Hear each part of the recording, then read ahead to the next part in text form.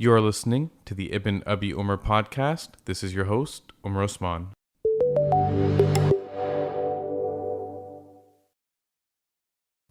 We've got a great episode today. I'm really excited to have Sana Saeed from AJ Plus on the podcast. She's someone whose work I have followed for a while, and I really respect her take on community issues and the perspective that she offers. In this episode, we get into a lot of topics around the broader theme of just how we talk about issues in our community, how we react to major events, how we react to things like community scandals, how we talk about objectivity in the media, understanding media narratives, bias, empathy, navigating complex online discussions. We'll get into a lot of topics here, and I hope you guys enjoy this conversation. If you'd like to connect with Sana, the links to her social media are on the show notes, so check those out. And of course, this episode is sponsored by my book, Fiqh of Social Media. Please make sure you grab a copy if you haven't already. And with that, here's the little Fiqh of Social Media promo, and then we'll get right into the episode. The brand new book, Fiqh of Social Media, Timeless Islamic Principles for Navigating the Digital Age by Omar Osman, and with a foreword by Sheikh Abdul Nasser Jangda, is now available to purchase on Amazon. Praised by multiple prolific Islamic speakers and scholars, the book serves as a guide on how to maintain your spiritual integrity online, navigate the ever-changing landscape of social media, applying prophetic etiquettes online, using social media as a tool for spiritual development, and much more. Visit ibnabiomar.com to learn more.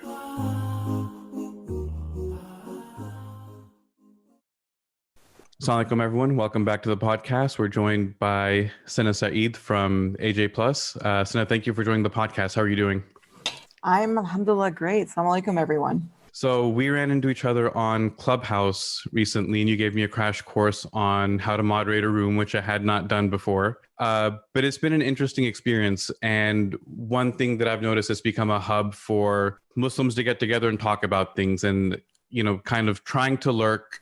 I've sat in on a ton of rooms, heard a lot of conversations, but it's been an interesting insight. What have you noticed so far in your time on Clubhouse? Yeah. By the way, you did really well with moderating that group. So congrats. I was glad I could be there in your first room. I think we got like 200 people in that room. And the room started as a joke. Right. Yeah. It just blew. And once you open it up, because it was private, and then you opened it up, and it was just like, I don't know, everyone's like, who joined, and it became huge. Muslim Clubhouse is its own beast. And it's been really interesting navigating it. I made a very conscious decision, within the first couple of weeks, to not actually participate in too many serious discussions. There were a few serious discussions that I was a part of initially, and I'm very grateful for being a part of them. But just because the app and the platform is still relatively new, don't know much about issues of privacy yet. And the way that Clubhouse kind of just is, because it's voice to voice, right? It's not just text or whatever, the way you have other social media platforms. And so because of that, there's this level of intimacy, and it's very easy to let down your guard. So I kind of made it I've made a very conscious decision not to participate in too many serious, quote unquote, the discourse conversations. But I will say it's been really interesting to see, there is very clearly a hunger amongst, especially our generation, or maybe even a bit younger, to talk about big issues. But what's been interesting is oftentimes, not always, sometimes they're really smart, informed conversations, but oftentimes the discussions aren't necessarily led by any informed opinion, right, but rather just opinions, which is fine. I mean, that's how a lot of conversations happen. But then it becomes a question of, well, once you start getting an audience of a couple hundred people, what is your responsibility then? This is not, a casual conversation between friends. It becomes something with an audience. So it's been really interesting to see Muslim Clubhouse, and how the various kind of communities within Muslim Clubhouse navigate and try to have these conversations, and what are the ways in which debates are had, because we see how these debates are had on platforms like Facebook and Twitter, and they're never pretty. And I think Clubhouse has been really interesting in that regard. It's been cool to see often, not always, but often it's been cool to see some really well-moderated, smart debates as well. What are some topics that you've heard or discussion that was healthier on Clubhouse as compared to maybe other platforms? So one which I really thought was extremely helpful, it happened, I believe yesterday. Time is like absolutely non-existent right now in the pandemic, but especially with Clubhouse, like you don't even know when was the last time you had a particular conversation. This wasn't a debate as much as it was a discussion, and it was looking at, it was basically like spiritual abuse or sexual abuse, like different kinds of abuse by clergy, so to speak. I don't like using that word for leaders in the Muslim community, but that was a term used. So looking at spiritual sexual abuse that when it's done by Muslim clergy. And, I was in there and I was actually I raised my hand to ask a question and I ended up sitting on the little speaker's pane for like 30 minutes. Yeah, when you're like sitting there in the speakers, you're like, ugh.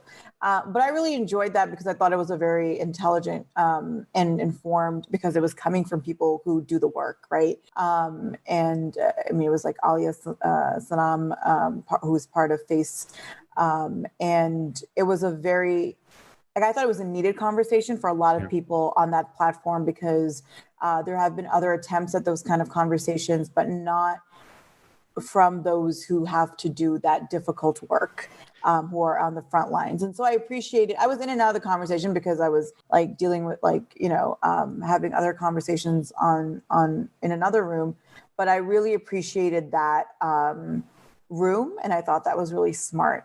I'm trying to think there were a couple of rooms on, and these were like the hot rooms of last week on Sunni Shia relations, which the first one to me was a mess. I was like, oh my God, the first one was just a mess. The second one, I enjoyed it because I actually learned quite a bit. I felt a little uncomfortable with the moderation of the room, and I can get into that a bit later, but I did learn a lot that I enjoyed, but I thought the moderation could have been a bit better for various reasons, but those were interesting.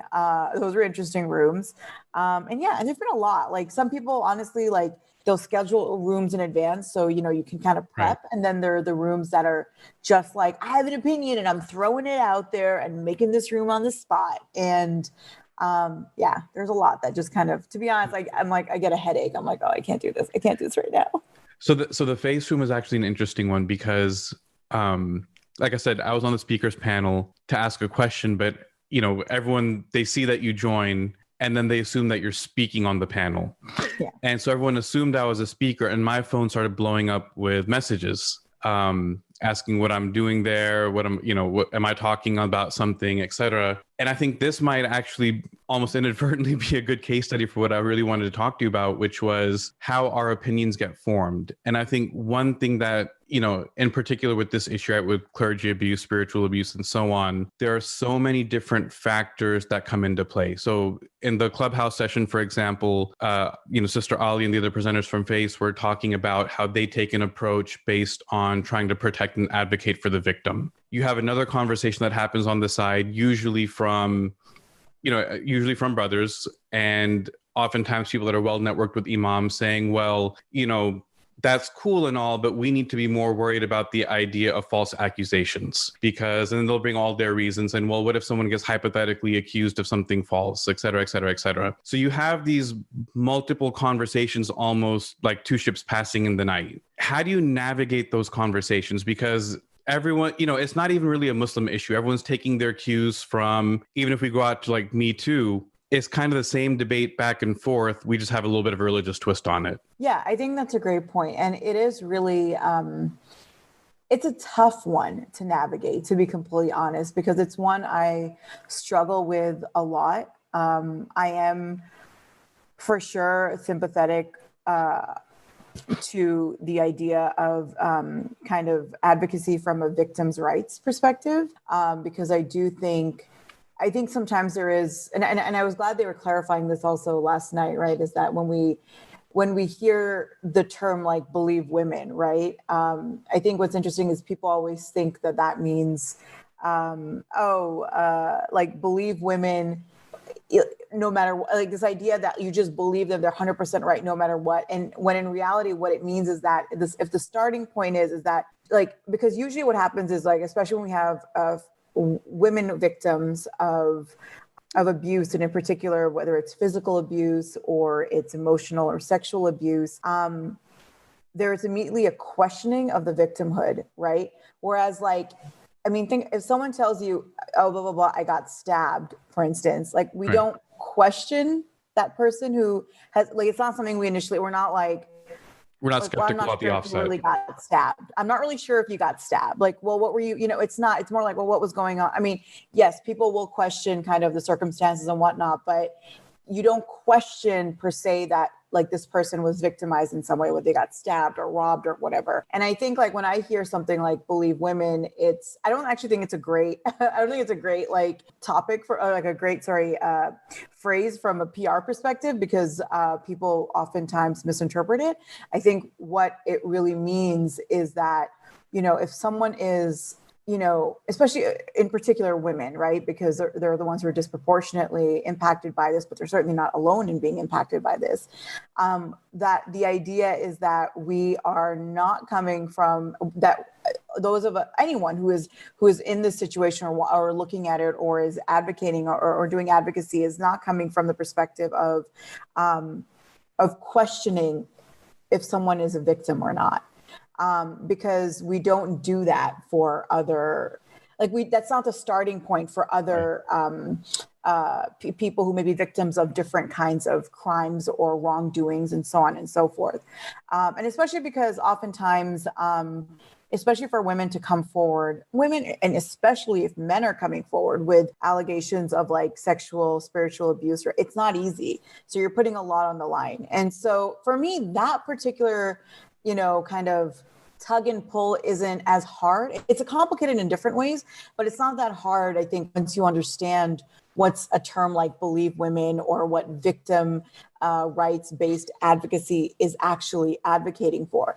That being said, I do have a problem with sometimes the discourse in the way that we talk about certain things, right? And so, and I've noticed this a lot, and like terminology matters, words matter. I was, recently having a conversation with friends, and I relayed, and it wasn't me personally, I was talking about, I even mentioned the individual, I was just talking about a situation of sexual harassment.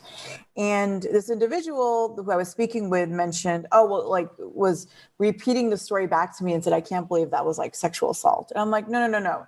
It was not sexual assault. This was a case of sexual harassment. And we need to be careful not to conflate the two as well, right? And I think what I see happening a lot right now, which is a little worrying to me, is when we end up conflating different wrongdoings, crimes, sins as being something that they may not be as well. And so that's something that I've been thinking a lot about in the way that the words that we use, because precision matters. Yeah. Precision matters a lot. It matters for both the victims and it matters for, even perpetrators. I don't care about the feelings of perpetrators, but I do care about as a journalist, accuracy. Right? Like that's what matters to me, is that we're being precise and accurate with the language we use. And this isn't something specific to the Muslim community, but in general, I've seen that we've gotten a bit loosey-goosey, for lack of a better term. One thing that I've noticed is with these discussions, it ends up being, we project the most extreme version of the other opinion on each other. And so even if you're, saying harassment versus assault, in the other person's mind, they're just assuming the worst case scenario and then saying, well, since it's not this worst case scenario, it's either not a big deal or not true. Yeah.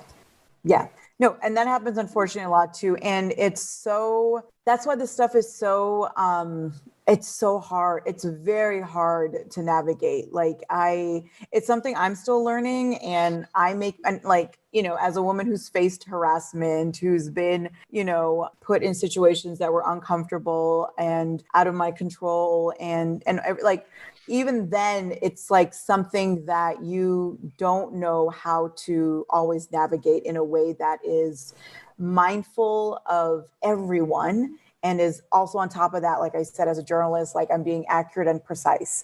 And I think one of the things that we sometimes don't do as much is like sometimes show a bit more, like be merciful with one another if like we may misspeak or kind of understand certain things and whatnot, which is something I've seen a bit on Clubhouse, which I appreciate. Is that not always, but I've seen it often enough where like there seems to be more space on, Clubhouse for people to learn than there are maybe on other social media platforms, right? And so yeah, it's honestly, like I said, it's a tough one to navigate. And I think it's just sometimes it's a matter of just like staying silent and listening to like, how are these conversations evolving, and those who are at the forefront of like advocacy on whatever ends, how are they talking about it and presenting it? And so someone like Alia is someone I really look up to, because I think that she has taken on her and FACE, like all the volunteers at FACE, everyone who works at FACE, have taken on a job that I do not envy. Yeah. And a position which I think is truly pioneering in our community. And it's not going to be easy for them. I mean, it hasn't been easy for them, but it's, they're doing something that I think is going to impact the way we talk about these things in a positive way. And I kind of got that from that, the discussion yesterday. So that was February 14th, when this conversation was being had. And I think like, if we have these conversations more, then the better equipped people will be on whatever side that it's weird to me that we have sides when it comes to like issues of victims and these survivors of like, various types of abuse. It's weird to me to have sides on that, right? Like, especially because I'm like, the law is technically always on the side of the perpetrators or the alleged perpetrators, right?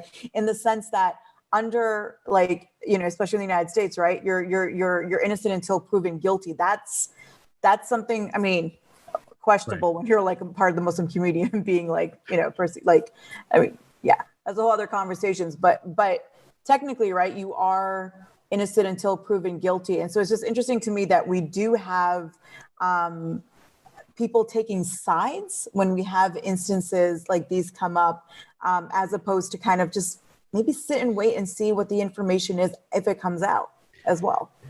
So when it comes to sides, this is my observation, and I don't know how accurate it might be, but I feel whether we're talking about an issue of like, let's say clergy abuse, or even if we're debating, let's say racism and Black Lives Matter, right? It could be completely separate, issues, but I feel like the sides form around the same talking points, where one is looking at who was harmed or who is oppressed or who is the victim and trying to remedy immediately, hey, something bad has happened and we need some type of justice for it, right? And then I think on the other side, but the other side is always, there's an attitude of, okay, yeah, we get that something happened, but the way that you want to fix it hypothetically may lead to all these other wrong things. And then that's where you have an impasse. And I feel like no matter what the issue is, the camps kind of fall along that dividing line. I don't know if that makes sense or if you've noticed something similar, but, if we take the example of race, for example, it's always, people shouldn't be violent when they protest, or they shouldn't loot, or this or that. And the discussion always comes back to, something bad happened, but people want to focus on the reaction instead of the root cause. I don't know if that explains it a little bit better. I mean, yeah, like that. And that's why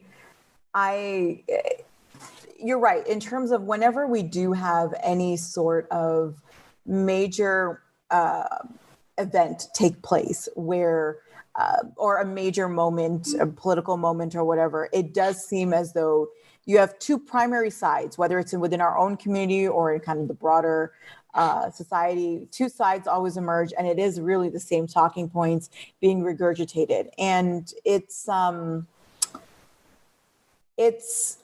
and I think a lot of that is honestly like mitigated by the platforms we're on. It really is. Like, I don't think we really, there are two things, right? One is like the fact that media coverage is always the same. It's primarily always the same on these issues. And so a lot of people get talking points from what they're being shown and what they're hearing and the way in which a story is framed by major news networks and major news coverage, right?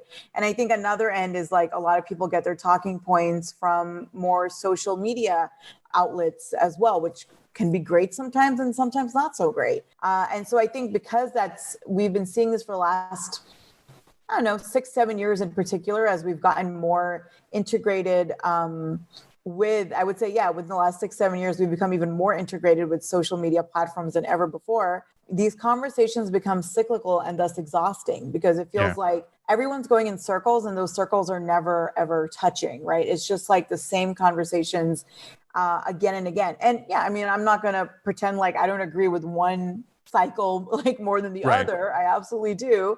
But it does get exhausting when it's like, okay, well, how do we move on from this conversation into a way which is maybe more productive as well, right? I hope that answered your question. Yeah, but I was going to say, how do we, I feel I'm in the same situation, right? Where we keep spending no matter what issue it is, it falls into those two circles. Do you think, well, let me start with this. How much role does that media narrative play in how they frame the stories? Like, personally, I feel sometimes the media narrative will always reinforce a certain power dynamic, right? Whether it's institutional, like whoever's in power, et cetera. If it's, if it's like Me Too is going to reinforce the men that are in power because they have their good old boys club, et cetera. When it comes to race, obviously there's, there's so many examples of the media bias and how Black people are portrayed versus white people, et cetera, et cetera, et cetera. I mean, the Capitol riots being like the most glaring recent example of, in terms of framing. For the Muslim community, how do we get I know everyone gets it, right? Because we see how Muslims are portrayed. But why does that logic stop working when it happens to other groups? Like, why do we recognize when it happens to us, but we can't recognize when it happens to Black people or to women or to, another marginalized group? So I would actually kind of push back a little bit and say, I don't think I don't think we all recognize it when it happens to us. I think one of the things that really kind of takes me back, surprises me a bit, is when I do meet a lot of smart Muslims, young, old, all various backgrounds, who regurgitate a lot of tropes that are in the mainstream media about us, right? And it's like the way in which Muslims will otherize other Muslims, foreign Muslims, or use the language of like, quote unquote, radicalization and extremism without realizing that, I'm like, do you not know that these terms were created for a very specific propagandistic reason, and that there is no science behind, like what is radicalization, what is extremism, even in the way that it's used, and kind of was not unique to, but was really kind of gained momentum in the so-called war on terror, and how it was used to criminalize our communities and anyone who was and still is used to criminalize anyone who practices Islam, right? And maybe looks a certain way and acts a certain way and so on and so forth. So I do think like Muslims, I think we recognize certain tropes, right? There's certain things that we recognize as being like, oh, those are bad about us. But I do think there are certain things that we consume about ourselves that we are not questioning enough, and don't see them for what they are. Because I think there are a lot of Muslims who don't see themselves in those stories. They see other Muslims in those stories. And so the media is a very, very powerful machine, right? And I think people forget that, one of the greatest tools that anyone can have is information. And as journalists, we are in the business of disseminating information, disseminating information, but gathering, filtering, giving structure and a narrative to information. So we are extremely powerful in that regard. And I don't think enough people realize that when you get a news story, whatever the story is, that you're getting it through a filter. The facts might all be right, but the facts are always being delivered to you in a filter. And I think the reason why, so often a lot of people in our community, and I think many do, but I think a lot of people in our community don't see the way in which certain media narratives are created. For instance, take, for example, the way that Black Americans are talked about in the news media, and even beyond, right? Like police brutality, like just in general. I think the reason why there isn't always, or there isn't much critical engagement with that, and I do see it changing a bit.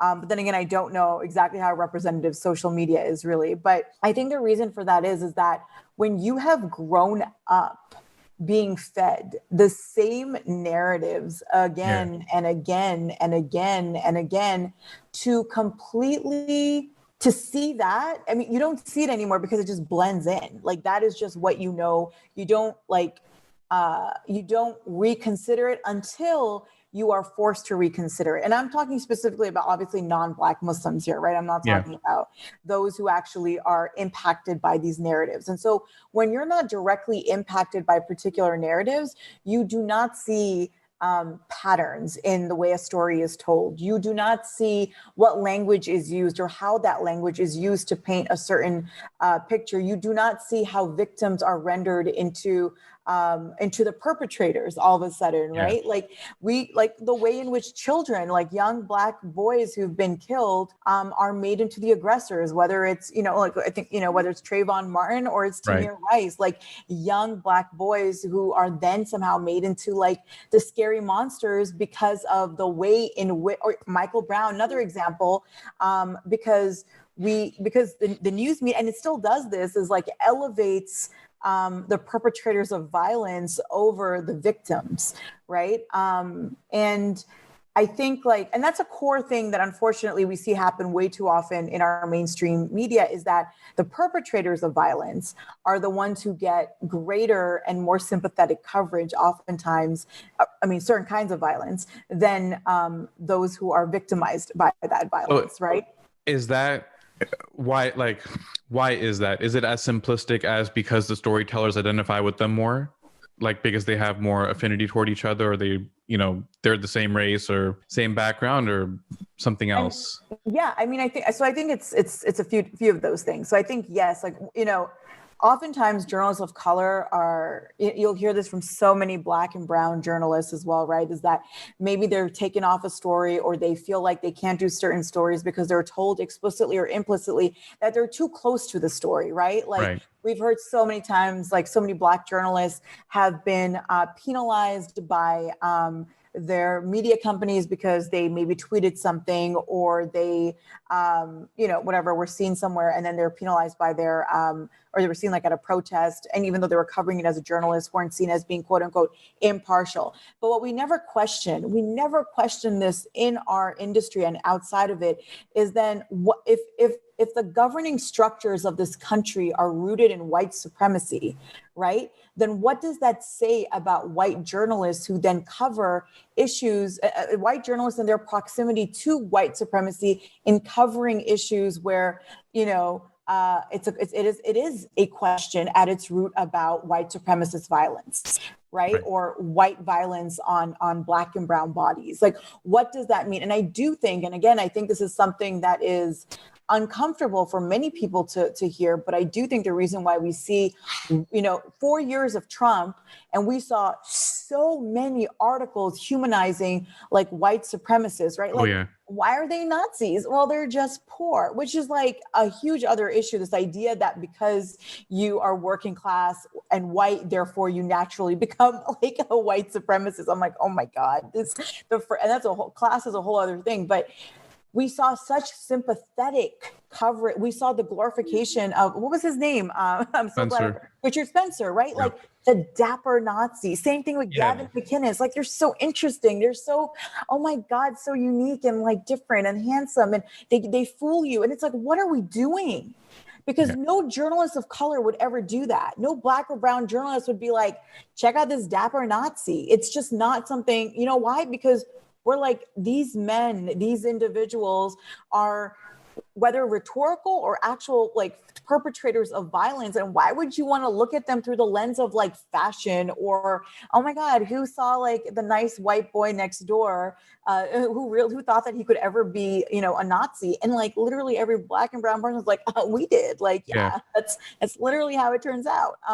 But it was, so yes, there is that element of I think familiarity. And unfortunately in journalism, when we talk about things like objectivity, what we don't realize that objectivity is being defined by white people, and it's being defined primarily by white men as well, because no one ever questions the proximity of white journalists to white supremacy, again, when they're covering these stories. Like, it's not really a question that's brought up. And I think the other thing, how are they defining objectivity that's problematic? Because in all these same discussions, even with other Muslims, this seems to be the fallback point, that we're trying to be objective and not be swayed by emotional rhetoric or this or that. So that the objectivity becomes the crutch to hold on to certain talking points. The problem is that I think I really do, like, I do not believe in objectivity. Like, I do not believe that objectivity is possible, because we are all, everyone has a bias. Everyone has a bias. Absolutely. Everyone has a bias. And we're all and everything that we are putting out goes through a filter of some sort. Like I said, you can have all the facts, but that doesn't mean that that's the story, right? Like, I think too often we think, well, if the facts are presented and it is a factual story, therefore this is the true story. And we forget how, you can have the omission of certain facts. You can have facts that are presented to you with certain languages and all, and that's the thing. Like, when we're even making headlines as journalists, right? Like, I do headlines for a lot of my pieces. Often it's a very conscious effort that you're going through, because you want to evoke something. You want, the language that's used it's never accidental. When you see certain language used, it's purposeful, right? And so when people say we need to be objective and not emotional, I mean, it makes me kind of laugh, because I'm like, when is the last time you act like, how would they define objectivity, right? Like, the way that it's often defined in our industry is objective truth would be something that is presented as factual and can be, something that can be verified and is well, even that's challenged now, right? No, of course, that's what I mean. Like, if that's how, you can also say that you're presenting perspectives from different, you're presenting perspectives from different vantage points.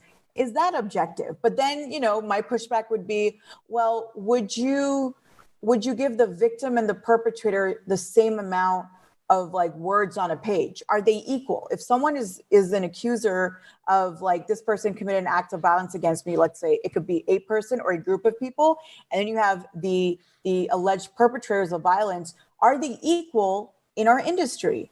Right. And I, as a journalist, I'm like, I didn't get into journalism because I believe that, the slave and the slave owner are equal, or that the, murderer and the murdered are equal. Like, that's not what I don't think what journalism itself actually should be. Because if the entire point of journalism is to hold power accountable, power isn't just, I don't even think we do that well in this country, but power isn't just the government and Wall Street. And of course it is that, but it's not just that. It's also when you have a power imbalance between two parties, again, the occupied and the occupier, they're not equal. They don't have the same story. And there is one whose narrative, I think, ultimately ends up being more important to tell than the other one.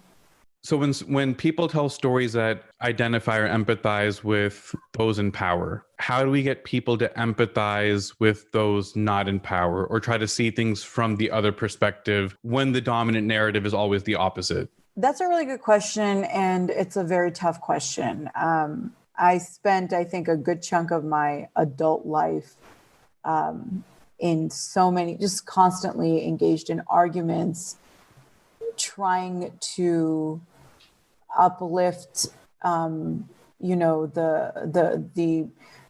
narratives and the stories of those who are the oppressed in a situation, whether it's an individual or a group of people.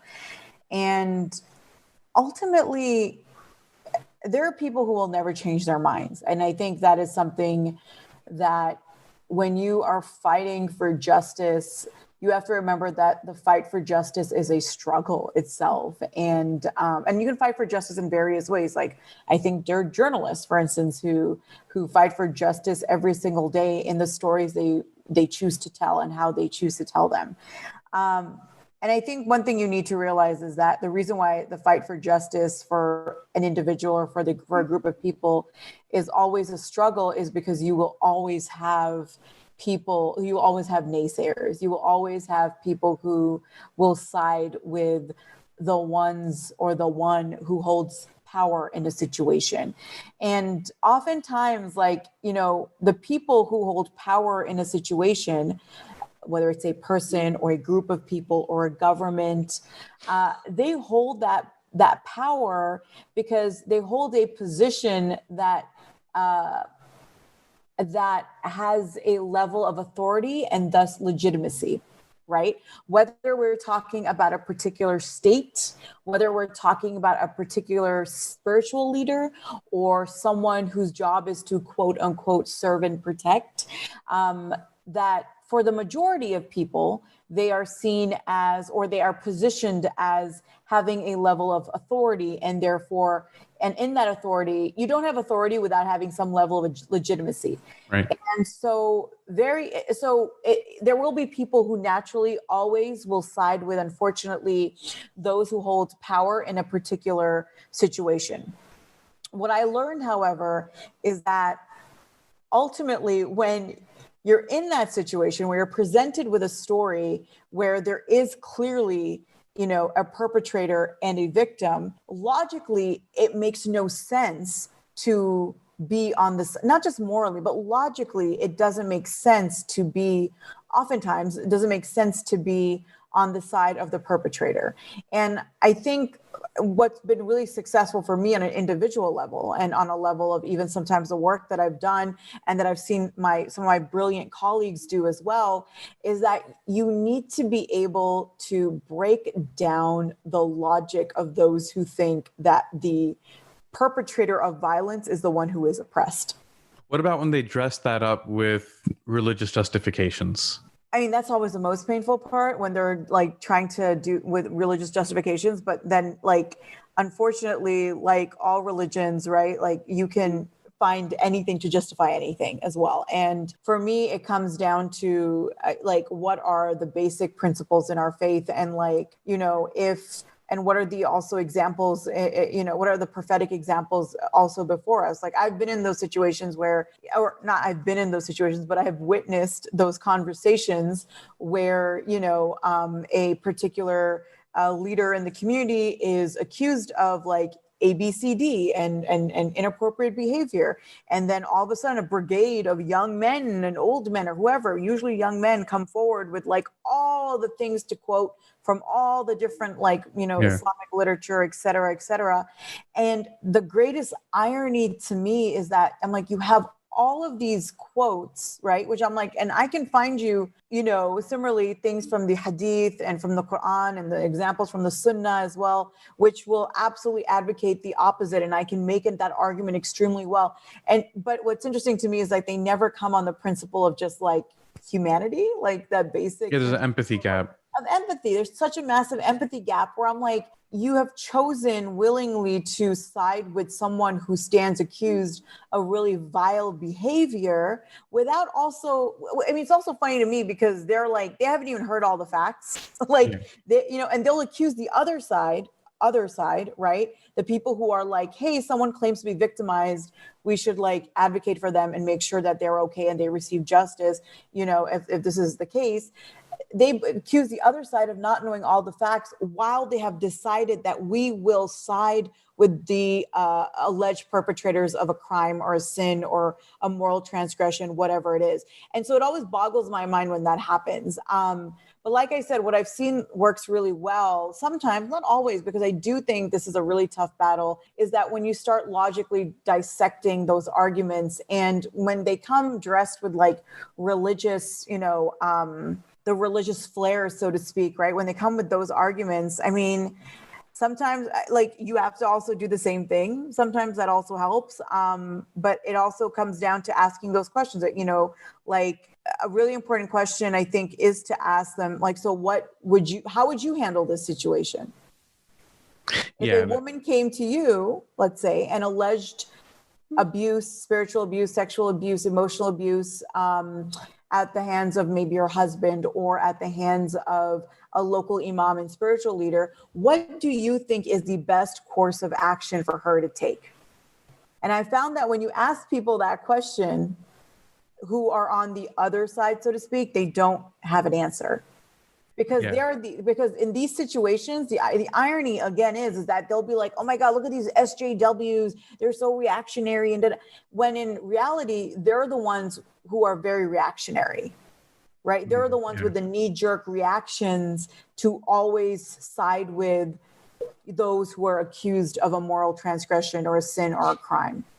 A lot of these issues, right, that we've talked about, they can get very complex. They can get very detailed, or, very detailed. You'll hear, depending on who you're following, you'll hear, almost opposite stories. What's your advice for someone to critically navigate these things, right? Because to some extent, it feels overwhelming too. Like, how am I supposed to dig into all of these issues? Or, people are saying abolish the police. Someone else is saying, Black Lives Matter is this.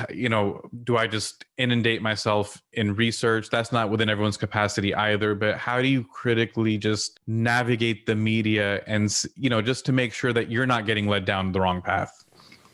I think that's actually really hard to do. I think one of the things that we've really lost is, as a Muslim community and in general, I think, is like aql. Like, I don't think we use, and I don't mean reason in that kind of like Western hegemonic way. Like, I really mean critical thinking and critically engaging with what it is that we're consuming.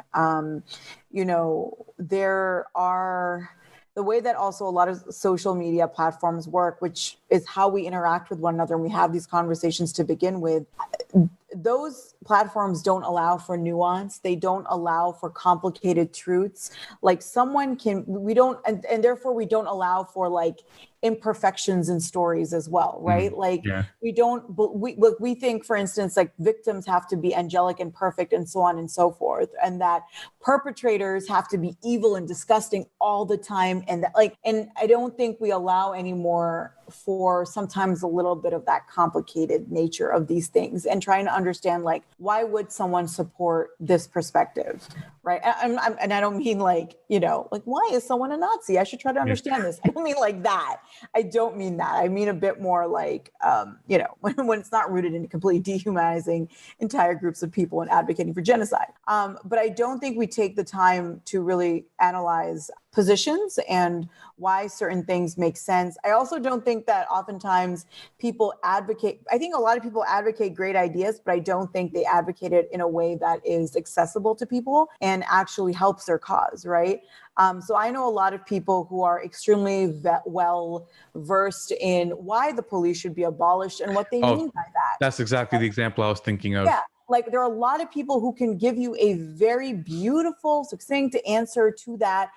But they're not the ones who always get the platform, and they're not the one, and instead you'll get people who'll be like, abolish the police or abolish ICE. And then they'll be challenged, like, okay, can you explain that? And they don't know, because I think sometimes we end up adopting slogans and we end up adopting ideas that I think are good, right? But we don't do the work to actually understand why are these ideas good, or why are these ideas even out there, and who is actually advocating for them. Like, something like abolishing the police is not something that just emerged out of nowhere. That's something that's been a rallying cry, a politic for decades at this point, right? And it's been rooted in radical Black politics. That's not something new. It's not something that emerged simply on Twitter, and therefore, like, it is something that's rooted in a history,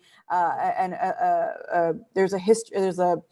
There's a lot of literature on that history as well, and it's been really unfortunate, like, to see the disservice that's been done to even that, like, idea. Because even, let's say you don't agree with that idea, I do think everyone should at least engage on it in an intelligent way, and we don't do that anymore because we all just like deal in knee-jerk reactions to everything. Like, you hear something and immediately you just resort to, like, you're wrong, and I don't want to hear this. And again, like, I'm not talking about anything that's like explicitly racist or right.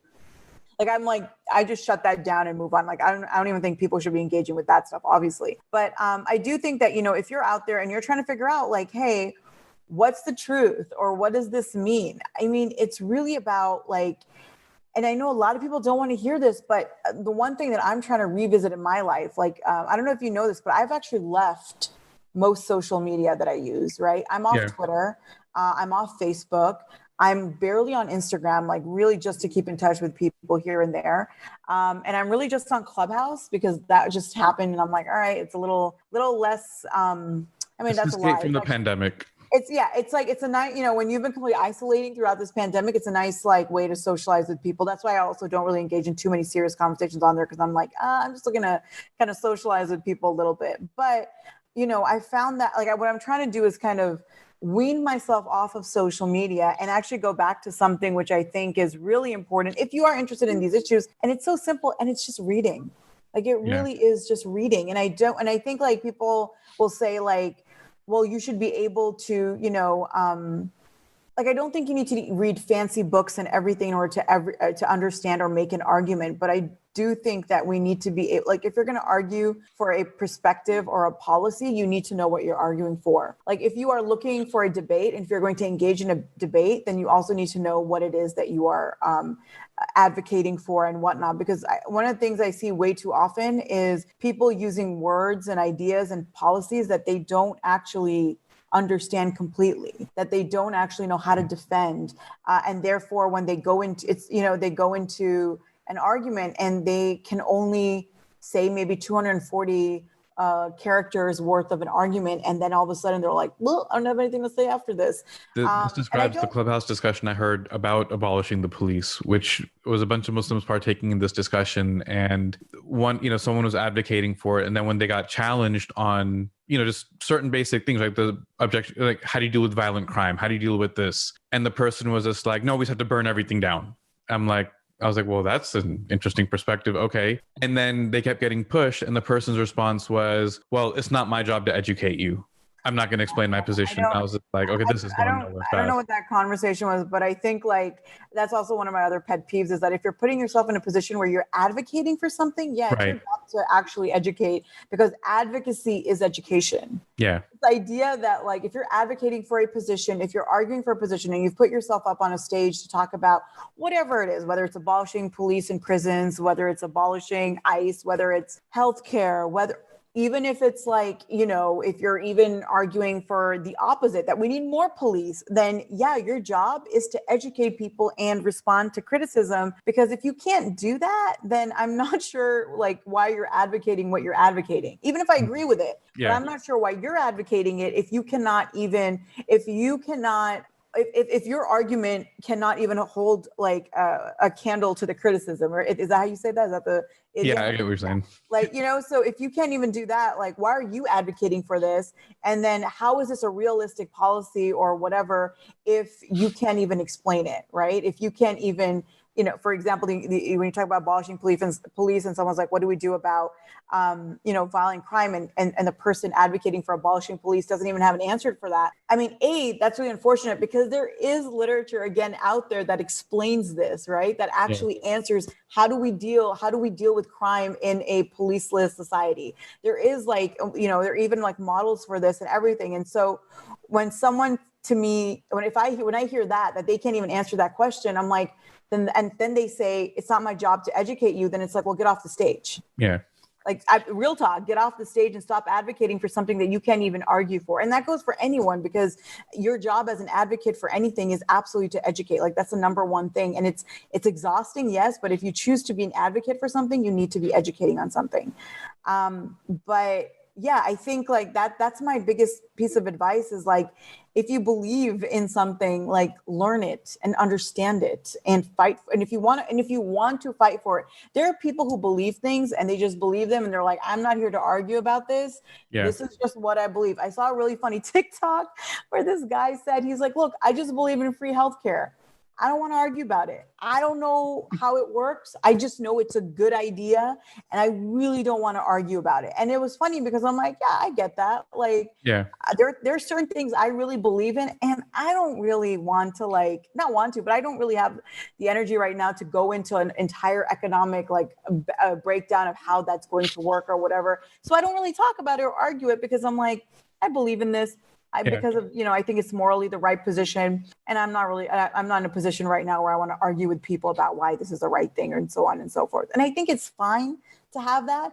But if you are going to be partaking in advocacy and arguments and debates about particular policy positions or things that you believe are morally correct, et cetera, then know your stuff. The stuff that I don't talk about certain things if I do not know enough about them.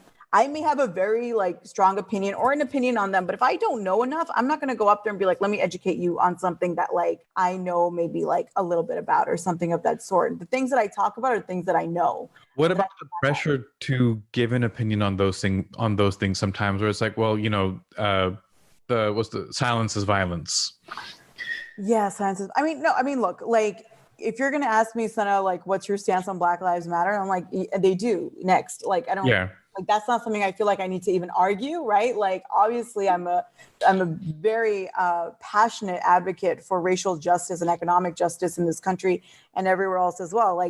There are certain things that I have no problem giving an opinion on. I'm not going to sit and debate the value of Black life, right? I don't think that's up for debate. I'm not going to sit and debate should what if women lie about sexual assault? And I'm like, I really am not going to debate this, because even the you want to talk numbers and science and facts, because the actual facts and the studies that we have available show us that the percentage of even women who will file false reports is it's near negligible. It's I think less than 1% or 1%, something of some ridiculous number of that sort. And so I'm I'm not going to sit here and debate those. So there are certain things I'm not going to debate. There are certain things where if I'm asked for an opinion, I'm not going to give it, only because if I don't know enough about something, I think it's a greater disservice for me to offer an opinion on something I don't know about than it is for me just to say whatever is popular or whatever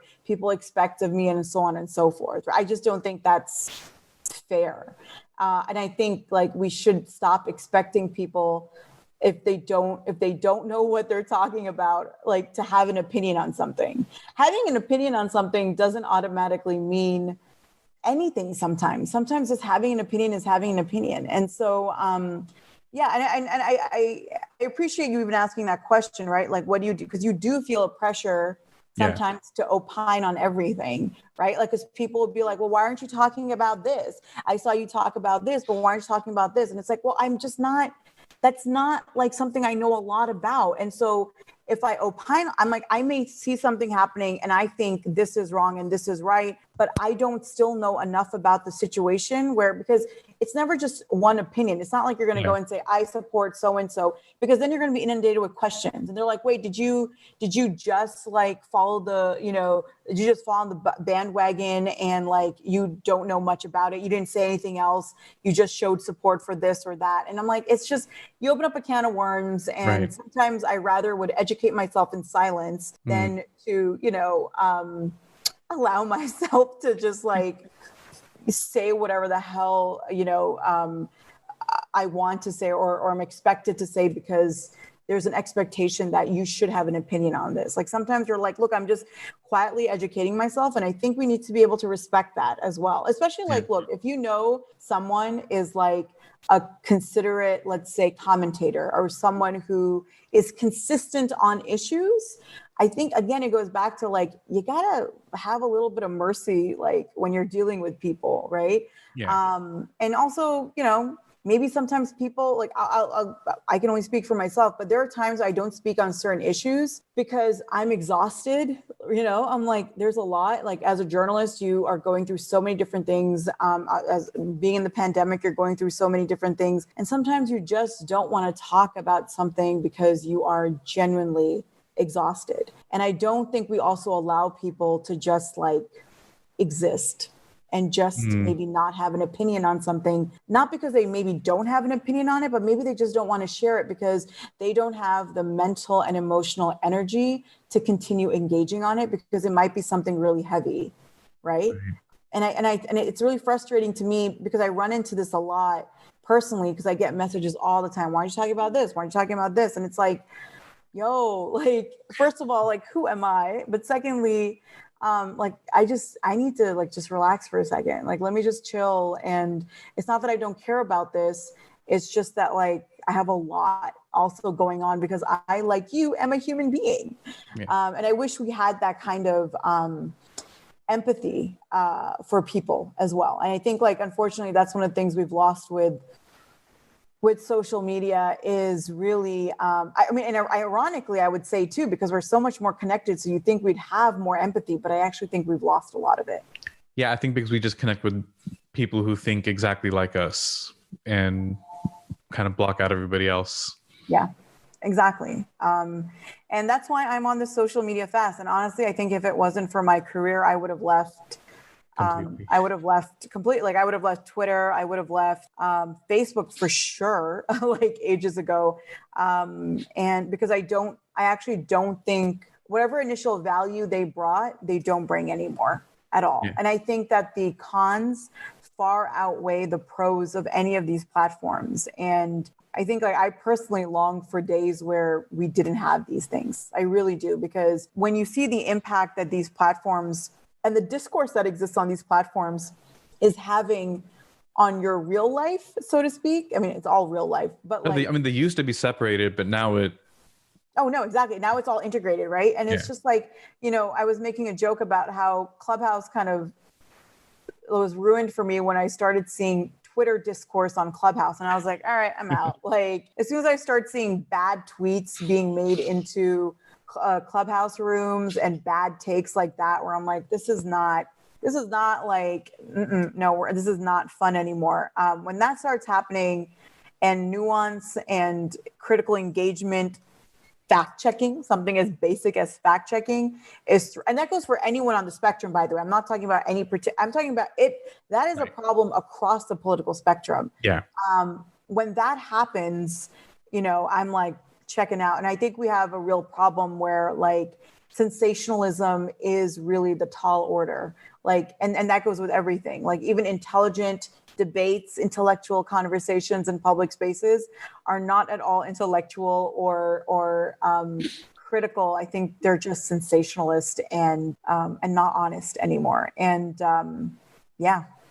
All right, inshallah. So I know that we're a little out of time. You're winning a little bit over. Any last things that you want to share with the audience, places they can follow your work? Obviously, just say you're off Facebook and Twitter, but where can they connect with you? Well, you can certainly follow me on Twitter. I'll probably be back soon, hopefully with like a much healthier approach to Twitter. But on Twitter, I'm just at Sana Saeed.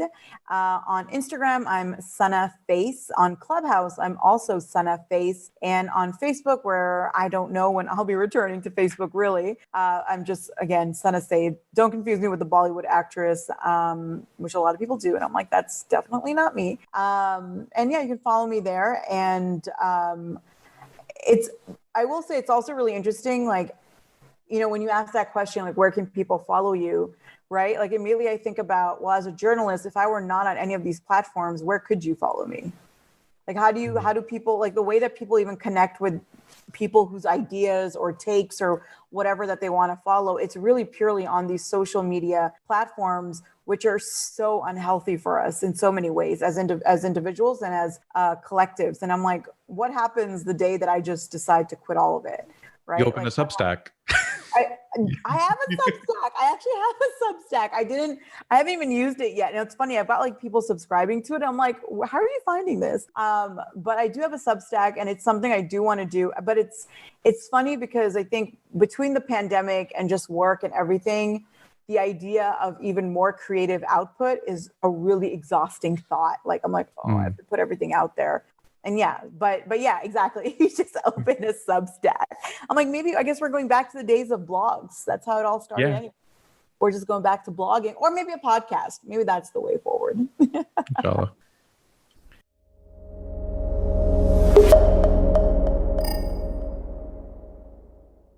Thank you for listening to this episode. If you'd like to support the podcast, please subscribe in Apple Podcasts or Google Play or whatever podcast player you use. And please rate and review the podcast. As always, if you share it with a friend, that's much appreciated.